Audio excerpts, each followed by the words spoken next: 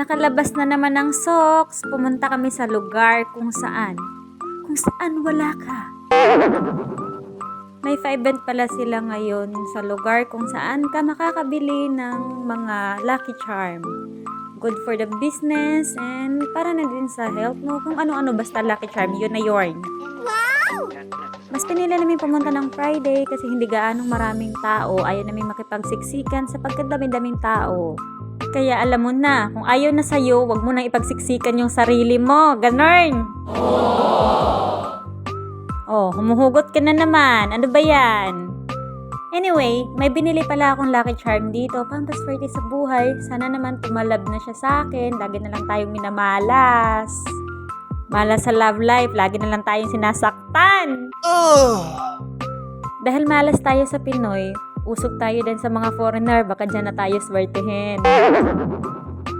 Bika naman dyan. Pwede na ako sa AFAM. Reto nyo naman ako. Coffee is life. Kaya tara, bili tayo. Hays, mas ang bagal pa ng serving. Kala ko naman worth it yung paghahantay ko. Yun pala, ang pait! Ano ba yan? Sumabay naman yung kape sa pagka-bitter ko ngayong araw na to. Lemon is life, kaya kain tayo! Hala, kahit ang daming bit-bit, hanap talaga ng paraan, maka-video lang.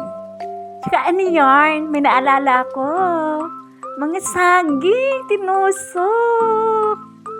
Kung ayaw yung matusok yung saging nyo dyan, maging loyal kayo. Ay nako, ang hirap mag-voice over. Kung ano na yung lumalabas sa bibig ko. Yun lang, share ko lang sa inyo. Bye, tutut! Mwah!